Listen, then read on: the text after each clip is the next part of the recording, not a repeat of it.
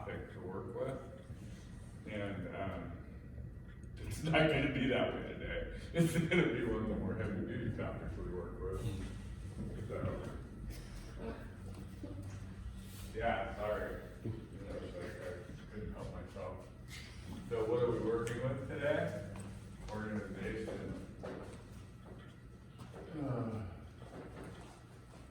So, in our self-esteem category, you know, so this is the fourth way that you can develop a feeling of self-satisfaction, and that's how we define self-esteem, you know, like 4 weeks ago when we started this. So, you know, so self-esteem is a feeling of self-satisfaction. So how this sort of sets up, if I have my life organized so that it works, you know, I feel good about myself. You know, I get my laundry done, I get, you know, my bills paid, you know, I take care of whatever business I need to take care of, you know, and my life is organized in such a way that it works, you know, then I feel good about myself, right? So that makes sense just on the surface of it. Okay, so here's the current problem. So what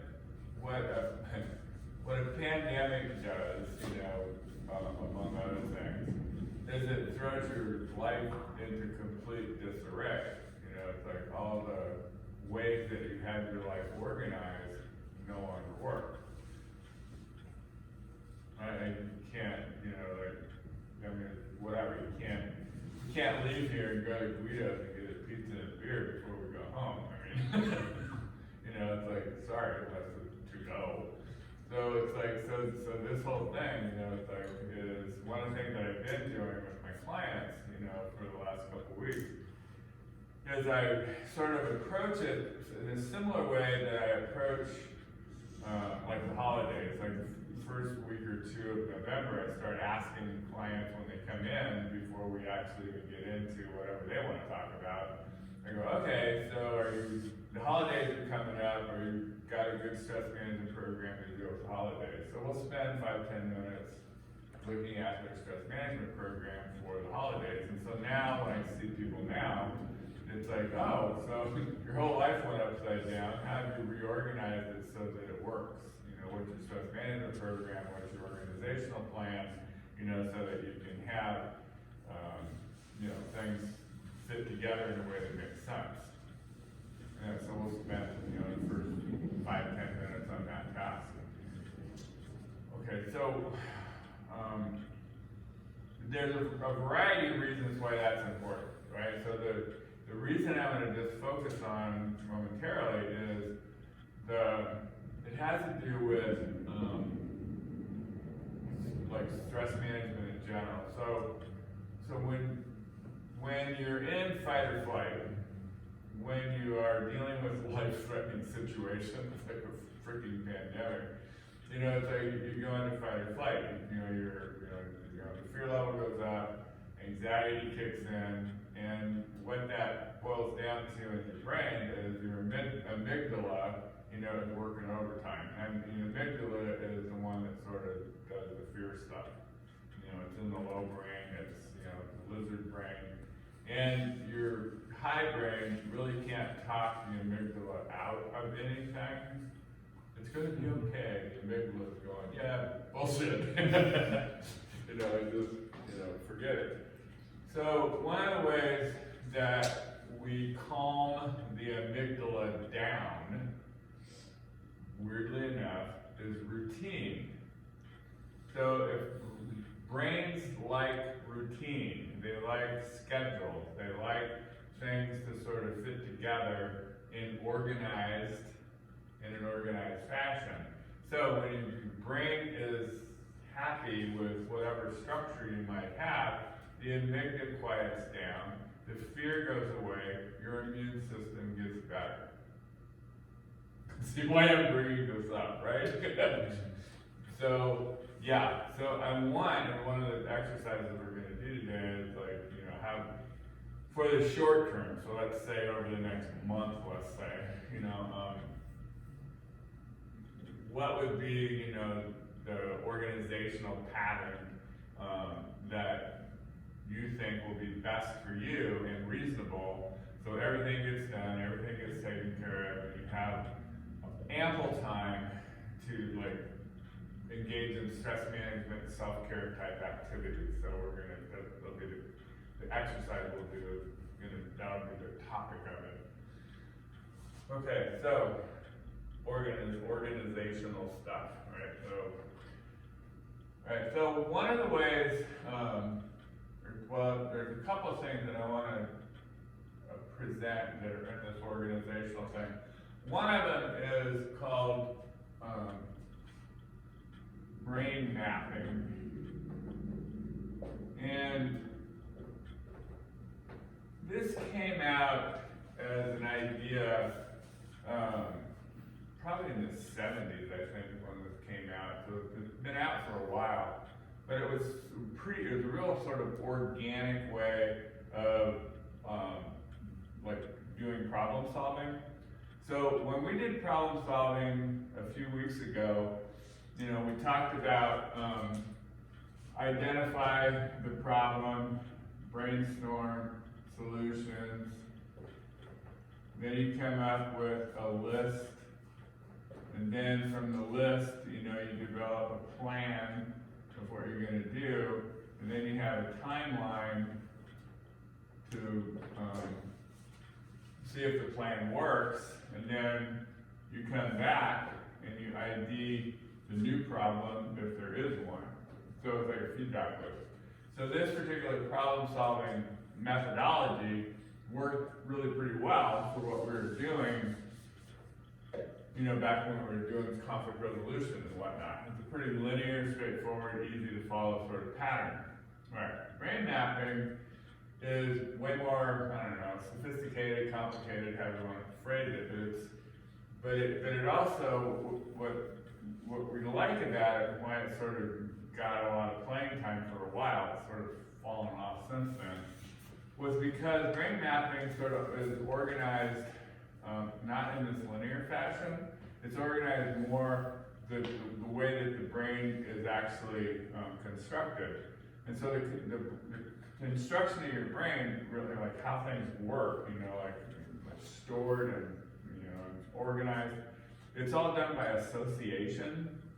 You know, so you'll think of something, you know, like a flower, you know, and then if you think about the flower for a while, you're going to have like a dozen different associations that come off from the flower. So it's all associative, you know, it's all sort of a big web, it's all connected together, and that's how the brain works, you know, by association. Brain mapping sort of has that as its, you know, its principle or its organizational principle. So what we'll start with is a certain goal. So here's the goal I want to achieve, you know, and the goal I'm going to have you look at when we do this later on is I want to set my life up for the next month so it works, you know, and in the ways that I need it to work to get me through, get the pig through the python, so to speak, when it comes to this whole, crisis. So that's a pretty global sort of goal, and that's like what you get with this. You get a global goal. You know, it's like I want, to end up, king of the world. That's a nice global goal. Whoever would want that, I don't know. But so I have this goal, and whatever. So then off the goal, you go, okay, what are the things that I need to accomplish so that this goal can get achieved? Well, I'm going to have so much money. Okay, so I'm going to have so much education. I'm going to have, some kind of, social support. I'm going to have connections, I'm going to have sponsors, so to speak. So I have to have connections, to get me to wherever it is that I need to go. It's like I'm going to have whatever it is that I'm going to have, right? So you'll have 4, 5, 6 secondary goals in order to get this goal. Make sense so far? Alright, now we just sort of take this and we run it down. In order to get my education, I'm going to have to do this, this, this, and this. In order to get a bunch of money, I'm going to have to do this, this, this, and this. Right? In order to get sponsors, I'm going to have to do, right? And so you keep working with this stuff, you keep working with it until you get something I can do today. So you keep working backwards from this global goal to something I can do today or tomorrow, right? So brain mapping, right? So it's kind of an interesting way of organizing a problem for solution, So if we set this up, what you need to do to be safe in the world for the next couple of months, and get everything accomplished, we're going to come back to, like the system that we have been using all along, your self-care or your stress management system. Those terms are fairly equivalent as far as what we're talking about now. So, physical, emotional, cognitive, social, and spiritual. Okay, so those are essentially going to be the 5 goals that have to be accounted for, sub-goals, secondary goals, in order for you to achieve, the overall goal of being, safe and happy, joyous, and free, and 2 to 3 months from now, right? So that's I'm gonna kind of pre-frame all that, and then we're gonna play around with this. I'll give you pieces of paper and pencils and stuff, and then you can play around with this, and interact. I mean, this is one of the things that can be interactive sort of group process. It's what about this? What about that? What are you doing for this? What are you doing for that? So when we've talked about this before, we didn't go into details. I let you just sort of figure out the details yourself. I gave you examples like physical, eat right, sleep right, get exercise, and that's kind of what all I really did. But we're going to go into more detail with that today. It's emotional. Okay, I need to stay out of fear. How the hell am I going to do that? What are the ways that I can calm down my amygdala, so that I'm not pumping with fear, which we know sort of shuts down your immune system and your digestive system, and it does all kinds of tension in your body. So emotionally, I need to stay out of fear. What does that mean? How am I going to do it? Cognitive is your mental processes, and the mental processes are all about problem solving. So right brain, left brain, problem solving.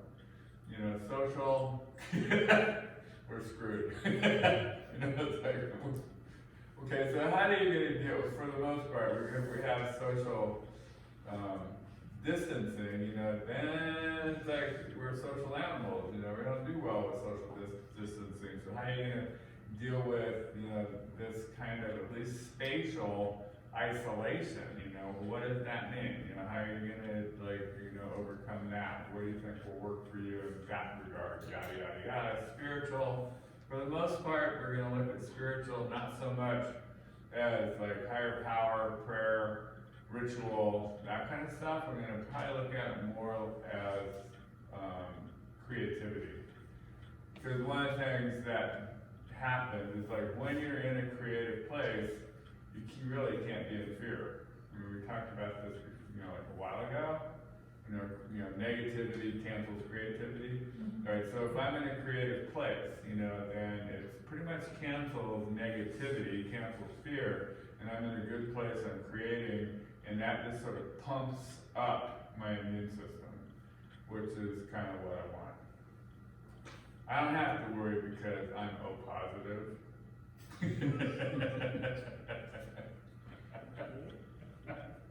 I'm sorry, I couldn't help myself.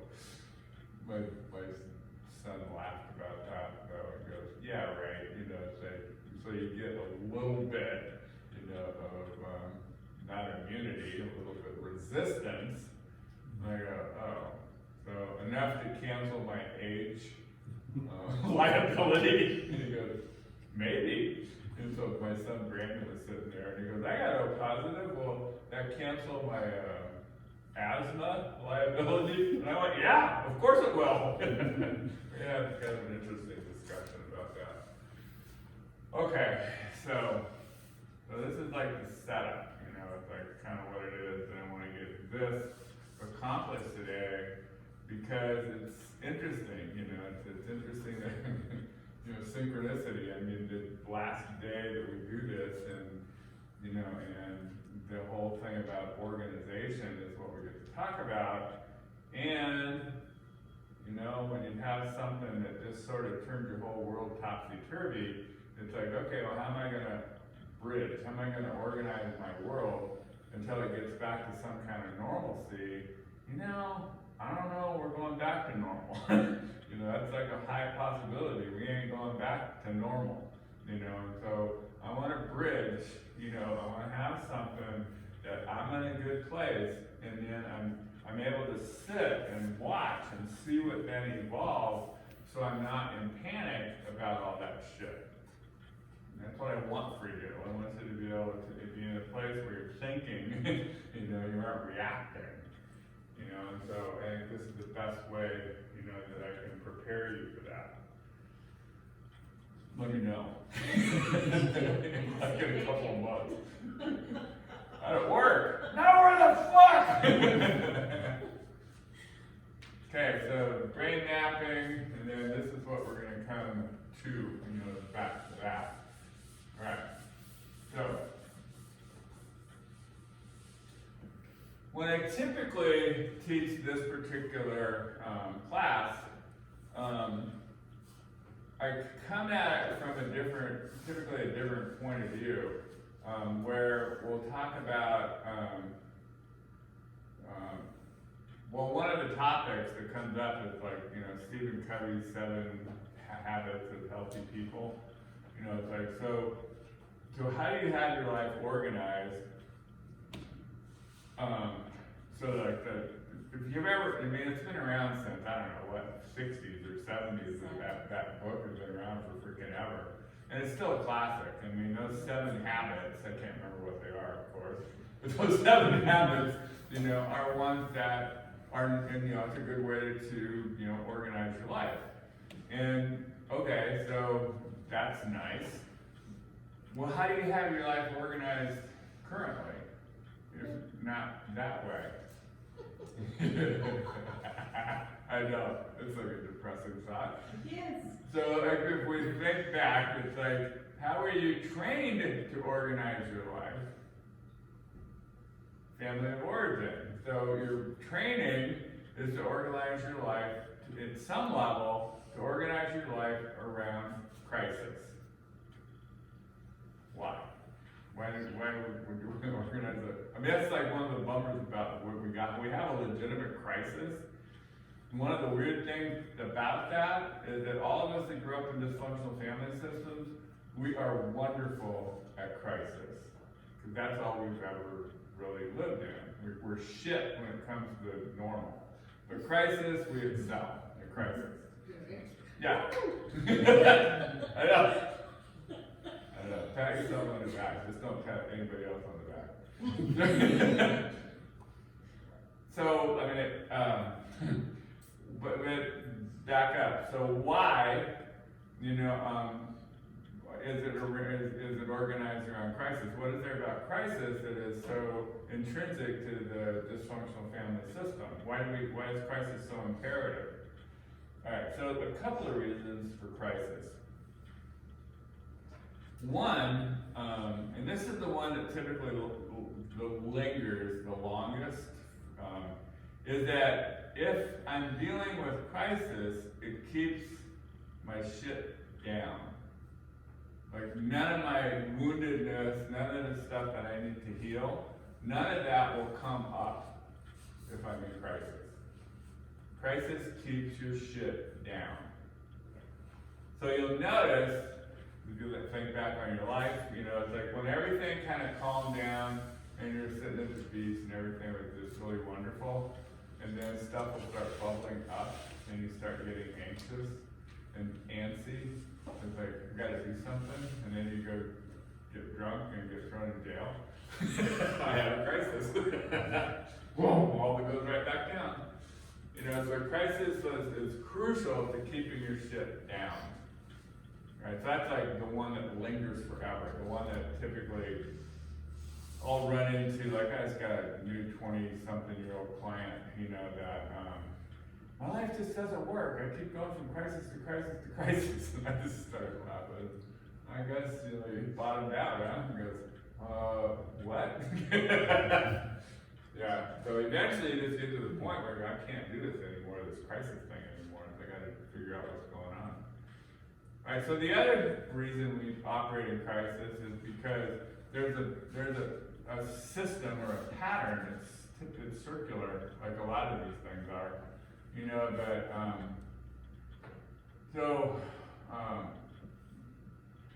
So what crisis does, so there's a crisis. What the crisis does is it's proof for the need for somebody to be in control. Right? So now I assume control. Ta-da! But by me being in control, what it does is that it's, things start sort of calming down because now I'm making things work right. But because I'm in control, people don't want me to be in control, right? Because who am I to be in control? How did you end up getting in charge? Who appointed you, king of the world? So what happens is me being in control creates stress. And what the stress will lead to is a crisis, which then proves the need for somebody to be in control, and I'm going to be in control.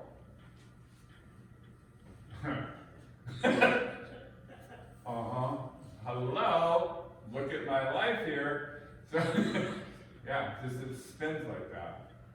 So, if you think about it, about the time you're in some kind of job situation or some kind of relationship situation and things calm down and it's like you recognize, why isn't you in control? Why don't we have a meeting and vote and put somebody else in charge?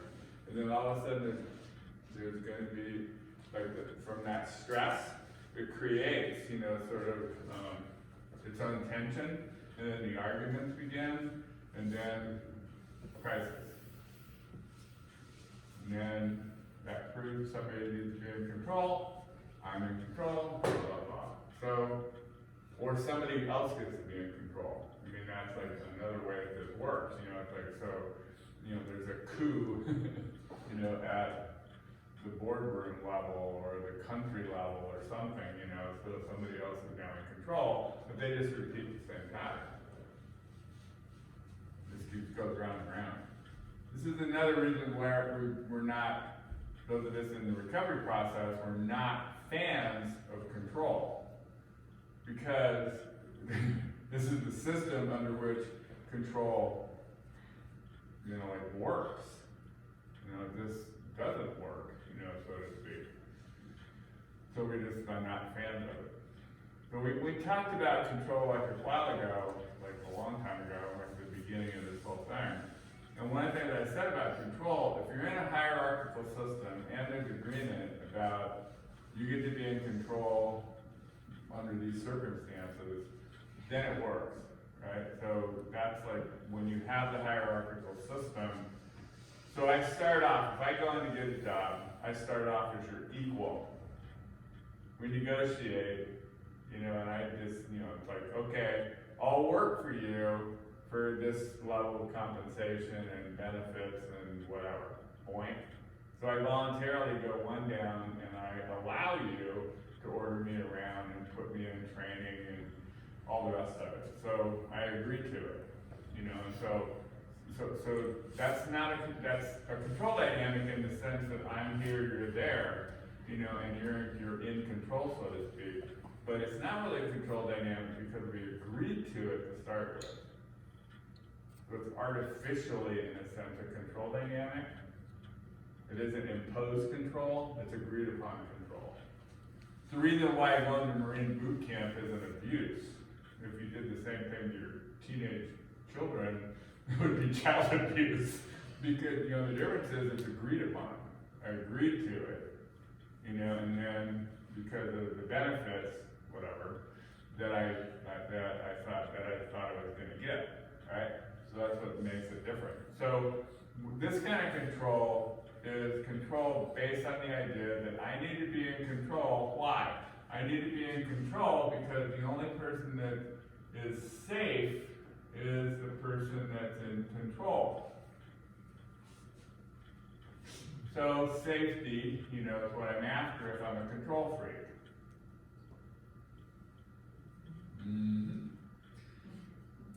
Which means what? Everybody else that's in the system is inherently not safe, which of course creates stress. Creates it's an element in the stress creation process. Because you're not safe and you know it. So you're feeling pretty vulnerable and you don't want me to be in control and who put you in charge, blah, blah, blah, blah, blah, crisis, and then whoever wins, you know, the conflict, you know, gets to be in control next.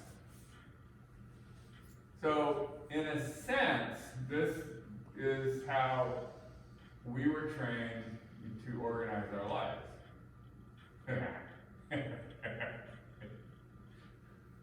is a depressing thought.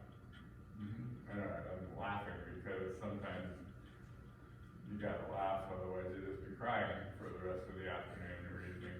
So, this is what we don't want anymore. But I mean, you have to know what you have, we have to know the enemy in order to kind of displace it and make it go away.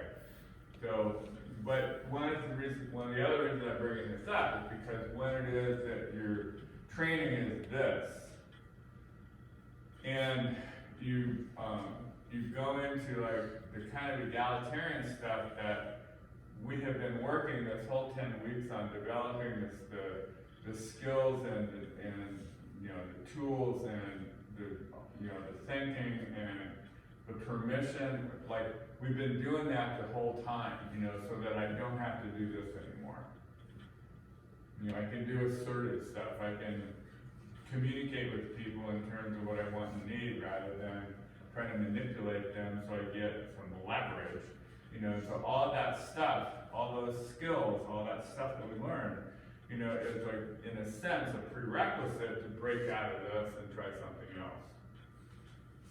So what would that something else look like? All right, so this is, in a sense, you got this is how we were trained to organize our lives. So how would you organize your life if it didn't look like that? If it was based more on the principles that we've been working with, you know, over the last, you know, like 10 weeks. You know, so what would that look like? You know, so there's ways then of sort of like setting this up. One, I'm going to have like my self-care program, obviously.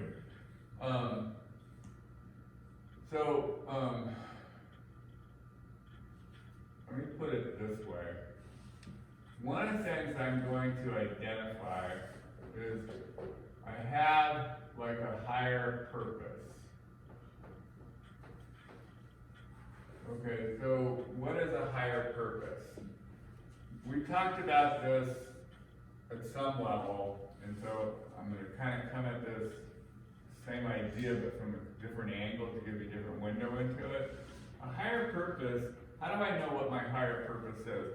In a sense, I get to a certain place in my career as a human being, and I need to look at who I am, what I came in with, my training, my ethnicity, my gender, all of that. I need to look at it and go, if I'm a tool for God, what kind of tool am I? Am I a hammer? A wrench? You know, like, what am I? You know, what am I? So, because if we go back to John's Gospel, John's Gospel, at the very beginning, sort of the introduction of it, he goes to this whole lengthy sort of poetic, exposition on essentially the Word made flesh, So what is the Word? What's he talking about? So here's the spirituality of this, is that there is the great mystery up here, and the great mystery wants to create. And so the great mystery creates in stages. The first stage, to use like psychology language, the first stage is archetypes. So what's an archetype? Well, Plato figured this out, and it's one way that we talk about archetypes is Platonic form. So Platonic form, it's sort of like what got created first was, in a sense, the idea of stuff. And those ideas are then like cookie cutters or templates or file folders. So there's a template for horses. There's a template for dolphins and whales and all the rest of it, right? And so those are all sort of, like in a universal forms. You got what I'm saying? So then from these archetypes, from these cookie cutters, then there's all the different manifestations of it. The specific, like manifestations. So there's this kind of horse and that kind of horse. There's this kind of whale and that kind of whale. So there's all the specific manifestations of like form, right? So here I am, way down here, right? And so what happened, this would be the Word made flesh. This would be I am a word, I am a statement that the Creator made. It's like the Creator made this statement and I'm it. And it went through this process, and where up here, so the Word made flesh in yin and yang language, this is essentially, like Jesus the man, or the Word made flesh. So this is a yang or masculine or it has those characteristics, masculine characteristics, right? Up here, it's feminine. It starts off as a feminine characteristic, and it's usually associated with the goddess Sophia. So Sophia goes through this creative process, and somewhere in here, she changed genders and becomes Jesus, the Christ, more. So there's this whole gender thing that goes on. So there's this weird kind of transformational thing that occurs from the feminine. You have to have the feminine because you can't have birth without the feminine. And then the feminine switches gender so it can be this active yang characteristic in the world. So that's the creative process, at least from a Christian point of view. With me? Okay, so here I am down here, regardless of all this stuff. I have to figure out what kind of word God spoke in the creation of me. So what am I good for? It's like, what do I bring to the world? What is my therefore? What is my higher purpose? How do I do that? How do I kind of backtrack the word, to the impulse, and find out what that's all about? Okay, so we've seen this a little bit before, and what we're going to do is we're going to identify talents, interests, and limitations.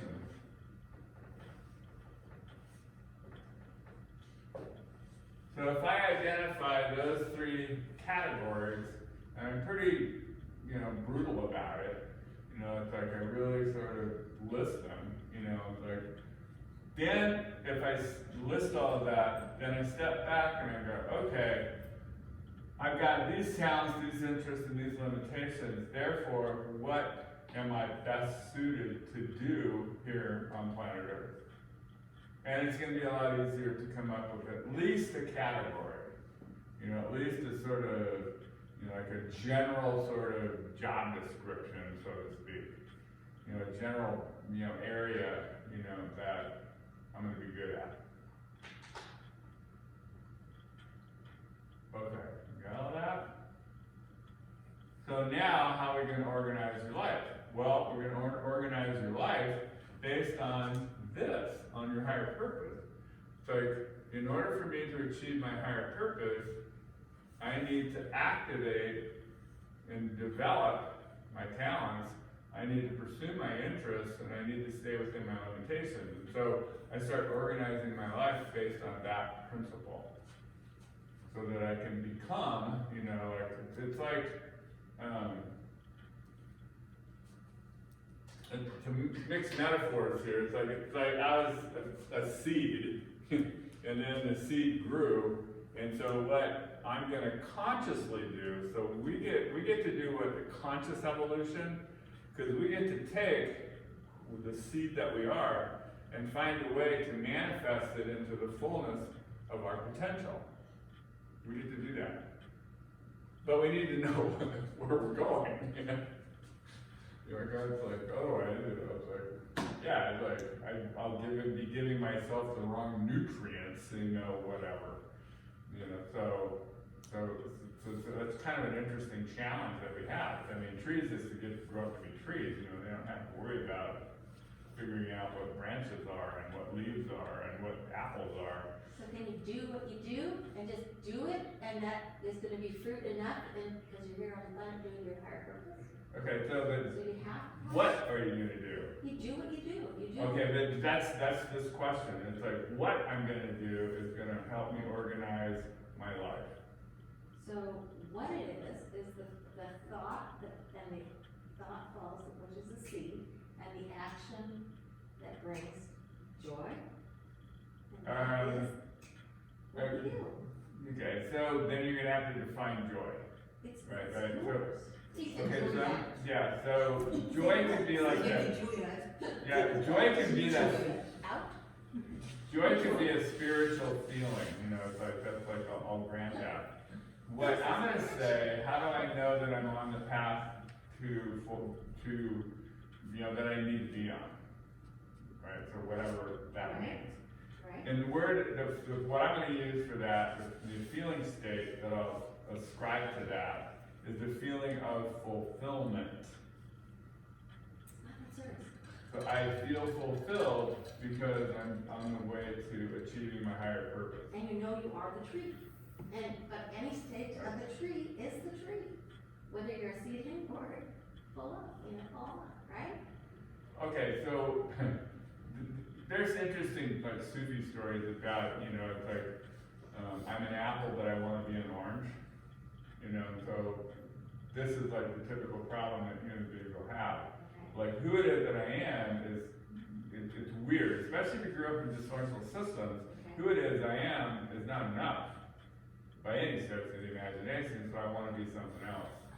So now I'm going directly against my own nature, but because I've convinced myself happiness is over here, yada yada yada. So this is where it gets tricky. I Yes. hear you, I follow you. Okay, so what I'm saying, so fulfillment is sort of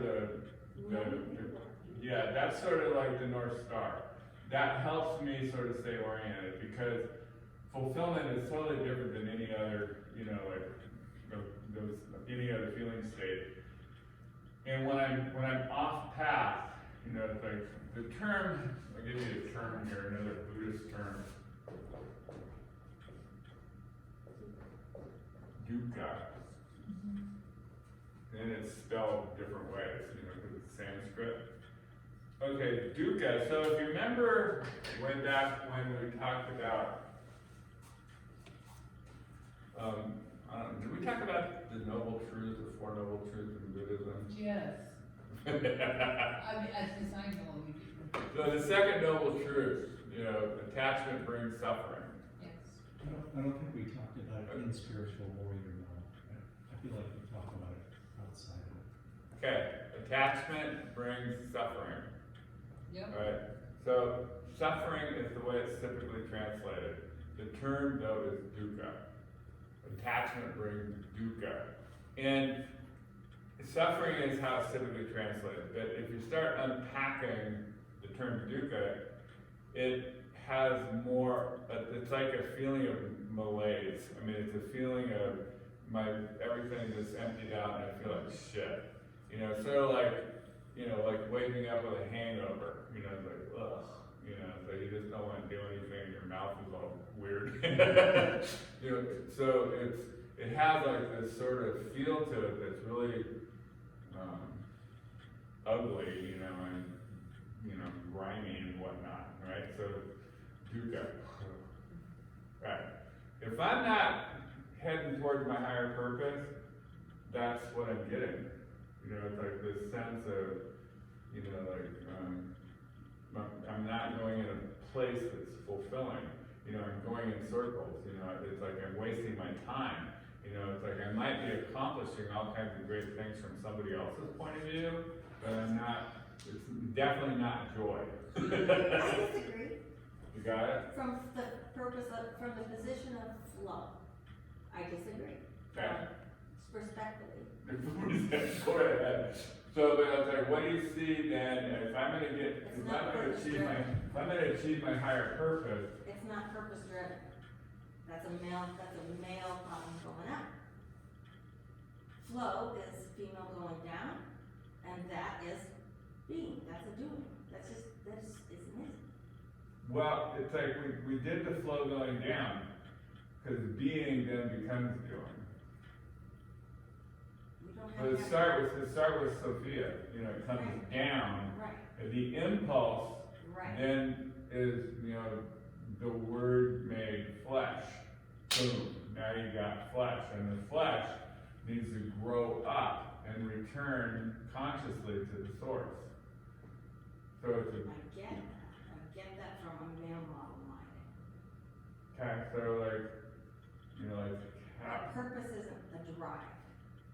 Purpose, higher purpose isn't like this drive to achieve or to, your words. so like it's not, okay, so I see where we got off here. Sorry. Okay, so it's not an achievement, it's a fulfilling of potential. Right, but you said waste of time. Oh, well, if you're off track, you know, then you're wasting time. You know, it's like as long as I'm sort of moving towards, you know, fulfilling my own destiny, you know, it's like, in other words, you know, fulfilling my own potential. You know, like taking the potential that I got coming down, the impulse that came down, Right. and I fulfill it, I manifest it on planet Earth. Okay.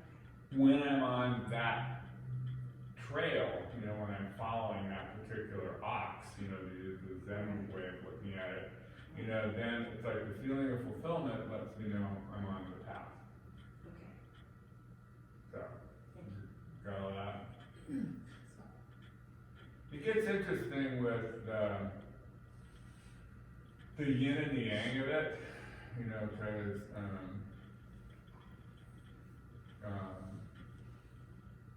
That tends to be confusing. well, I mean, it's like one of the problems, you know, like in patriarchal systems, you know, it's like the divine feminine is sort of given short shrift, you know, and it's like given a lot of playing time, you know, and so, but being able to define let me do this a different way. You know. All right, so you got this, right? Your higher purpose is the way that I'm going to say this, you know, for now. That's one of the things that organizes the healthy life, you know, as opposed to the crisis organizing the dysfunctional life, right? And so what that looks like then is something that you sort of figure out based on what your higher purpose is. All right, so let's back up a little bit, because this whole divine feminine thing is a crucial piece of the puzzle. Here's the driving principle on this. Yin and yang are equal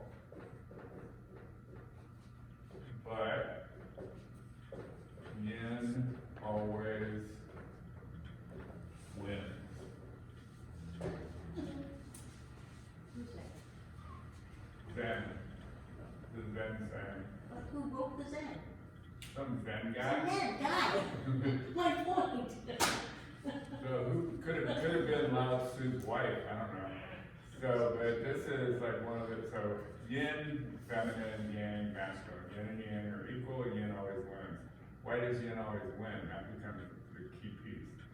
Okay, yin is the creative principle.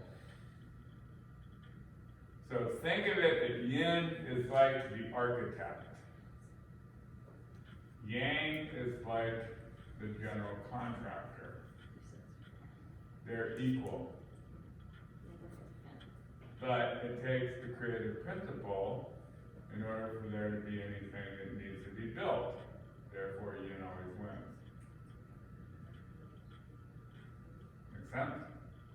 Okay, so given this principle, this Zen principle, what's wrong with our world? Yin's not winning. You know, the creative principle, like what we should be creating on planet Earth is, you know, it's been suppressed. So it's out of control yang. So it's like out of control yang just builds shit for the sake of building it. Capitalism. Basically capitalism. You know, because with capitalism, the philosophy underpinning capitalism is the only worth is profit. Humans have no worth, nature has no worth, the only thing that has worth is profit. You know, that's like one of the problems with capitalism is that it, you know, there's no intrinsic worth to anything. And there's no yin agency on the frickin' planet that would agree to that bullshit. At all. So it's like, so that's, you know, so that whole push, you know, that the patriarchal system sort of represents is devoid of yin influence. And it devalues it.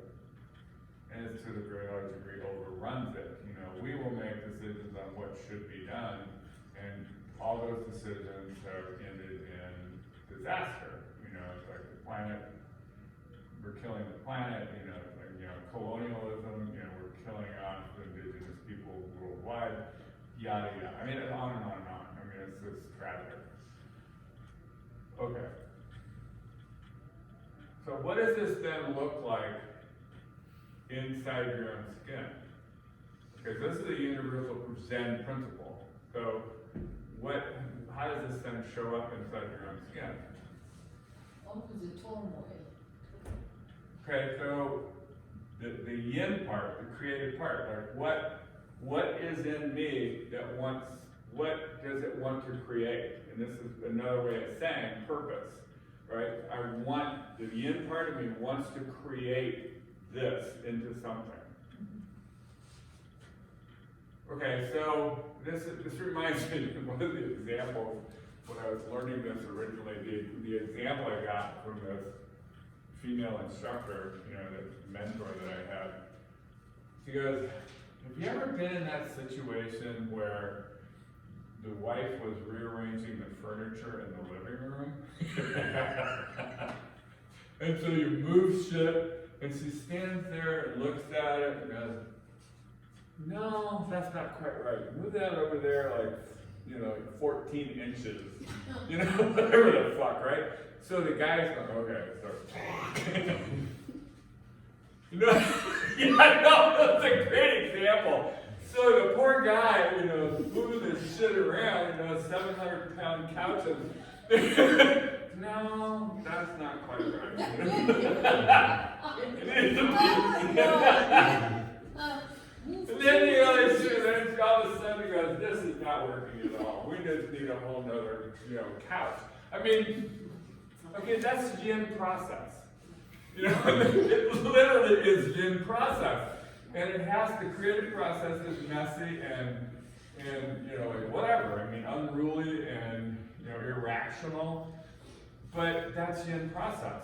You know, and men just have to, okay, you know, go with it because there's nothing in it that is trying to like belittle men or make them whatever. I mean, it's just, that's yin process. You know, it's just the way it works.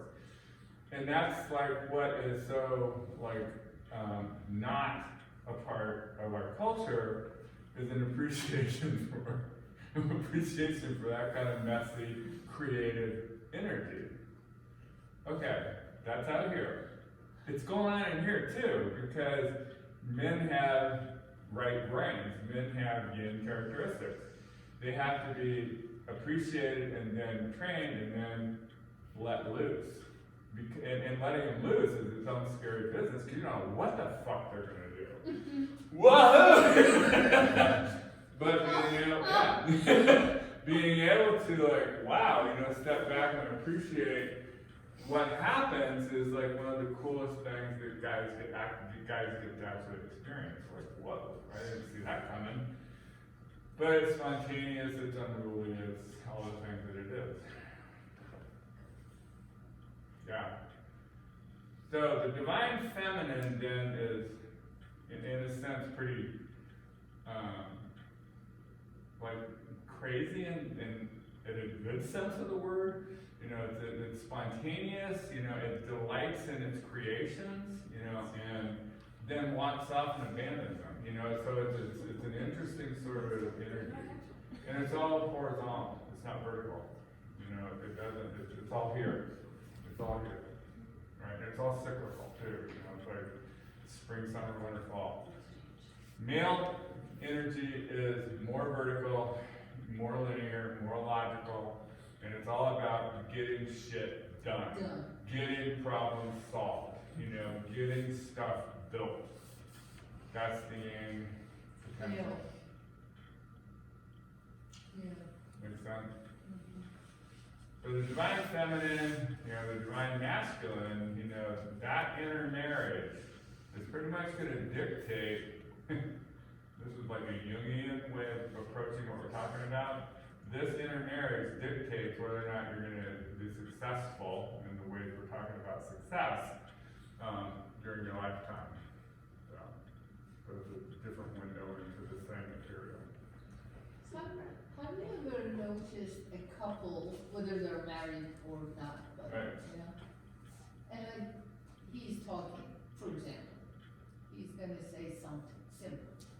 Oh, we were gonna go to a restaurant. She jumps in and she finishes his conversation, his sentence, constantly. Right. So he would say a word, she Right. runs it. And I'm like, let him say something. Right. I said, well, yeah, we are so much alike. She So- always finish my sentence. Are you kidding me? Yeah, This well, is the so thing, This is a pathetic. So there's a healthy masculine, a healthy feminine, and there's a shadow for each. Yeah.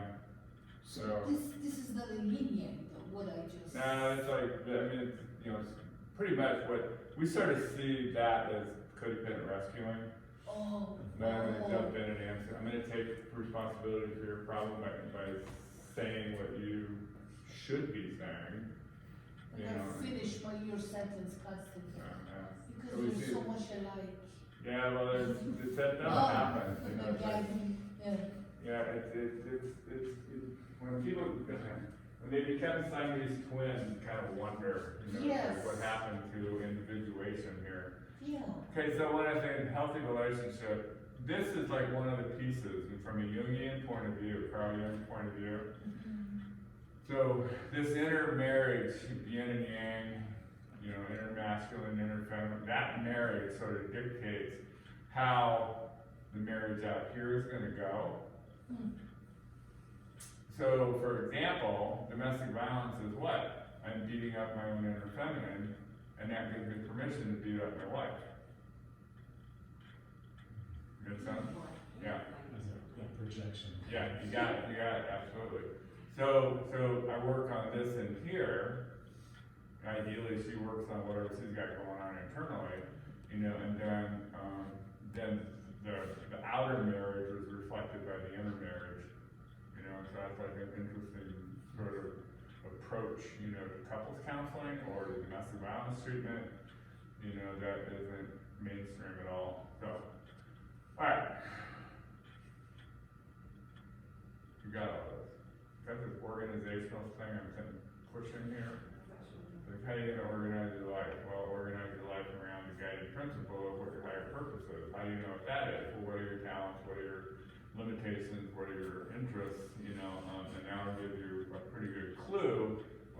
of tool, you know, you are. What word was spoken when you were made flesh? What? Is organization okay? Hmm? Is organization like? So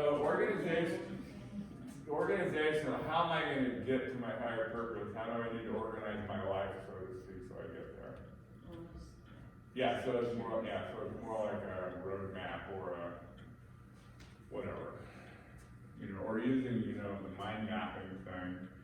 You know, this is my higher purpose. I need this to achieve it. Okay, then I need on this thing, I need this, and there's something I can do tomorrow. And that's what I usually do with this, is that, which I'm not gonna do today. But you could do this at home. And plenty of time to do it. I know.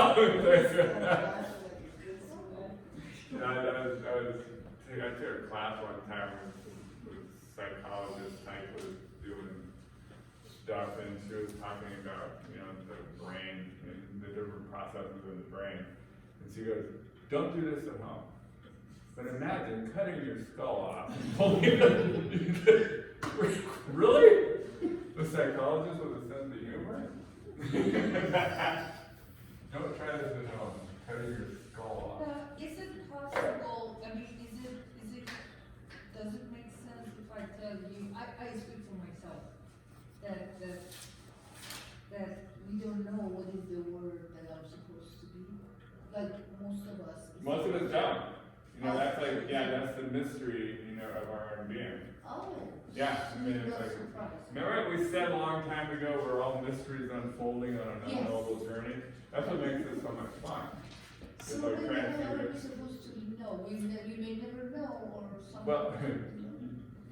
Well, but how do you know this sense of fulfillment? Right, so one of the things that will happen on this exciting journey through life is that you'll have intermediate goals that you achieve. So it's like, so I'm gonna become a musician, let's say. And I achieve that goal, and then all of a sudden, Duca comes in and I go, I thought I was supposed to be a musician. Well, I guess not. And then I start looking for the next goal. And then I find it and go, oh. And then I go do that for a while, and I go, huh. I guess being a bartender isn't what I'm supposed to be anymore either. And then I go, and so it's not linear, it's not a straight line. So you end up achieving different preliminary goals in order to get to where it is that you actually are going. Yeah. It's kind of weird, you know.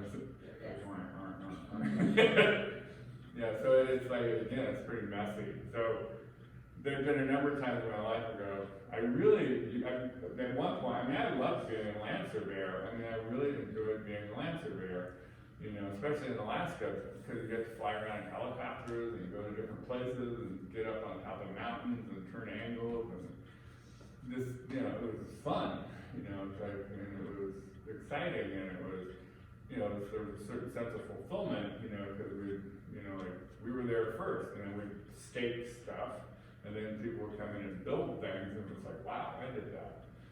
You know, so, but then, you know, after a while, I realized this ain't what I'm supposed to do anymore. You know, it's like, and it's, of course, it's right when I was making like, you know, $36 an hour with benefits. You know, it's like, shit, this is in the early 70s, you know, so, or mid-70s, you know, it's like I was making that kind of money, you know, with good old Davis Bacon wages. But, yeah, and then it was like, oh, I guess I'm not going to be doing this anymore. And then I got to the point where I just couldn't do it, you know, it was just like, you know, no thanks. Oh, that's really new, that kind Yeah. of change, Right. because it's just like not doing it for him. Yeah, it was exciting for 10 years, and then it was like, it just didn't work anymore. You know, so. And then, of course, everybody did the shit over it, you know. You worked so hard and went to school and spent all this money just so that you could be this, and now you're gonna quit? What are you gonna do instead? No. It hasn't announced itself yet. God. I feel like this process at a glance might be mistaken as male because it's goal oriented. But I feel like the driving force behind That's it the is point. yin, Yeah. and it's that creative energy. So like with the brain map and everything, you're encouraging people to sort of holistically and Right. flow Right. identify a possible higher purpose. Yeah, And then it's like you kind of turn it over a little bit to the yang energy. Now go fucking build that. you know? Right. Right. But Okay, and that's it's why I not- would, that doesn't make it male. Yeah. yes, and that's why I used like the living room analogy, is because it's gonna change. You know, you think you got it right, you know, hey honey, I got it right, didn't I? And it goes, Ready for a while. nah. So you and so you do all that work, you clear all those trees, and then all of a sudden the guy comes back in with the surveying equipment and goes, Nah. oops, you know, is that Yeah. supposed to be over there? Yeah, you got it, you got And it. then you go back. So there's this frustration, and this is within the patriarchal system. You aren't gonna find this in matriarchal systems or indigenous systems, you know, where that, you know, kind of whatever, make female craziness, for lack of a better term, is totally appreciated and understood, and then it's the guys that step back, you know, and kind of like joke around until it's time to move the couch. And then you go, you know, then they go back to bullshitting, you know, because they know they're gonna move it again because it's never gonna be right. But they don't react against it in any kind of, you know, frustrated There's a way. lot of truth to it. There's a lot of truth to it. Yeah, but I think, you know, you're right, it's like, the yin and the yang work, they're equal, they work together, you know, they need each other, but the informative part of the creative process is the yin. I make it happen.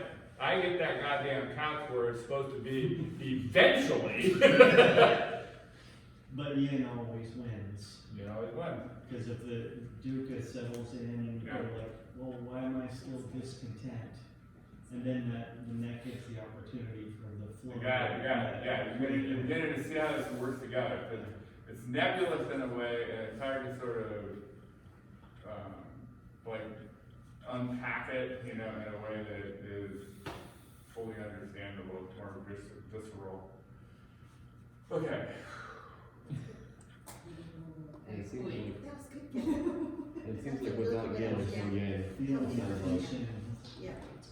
But Good. if- Like, our training is such that we are not trained to appreciate the yin. We're not, you know, they're second-class citizens, they're chattel, they're sex objects, they're anything but these flaunts of creativity.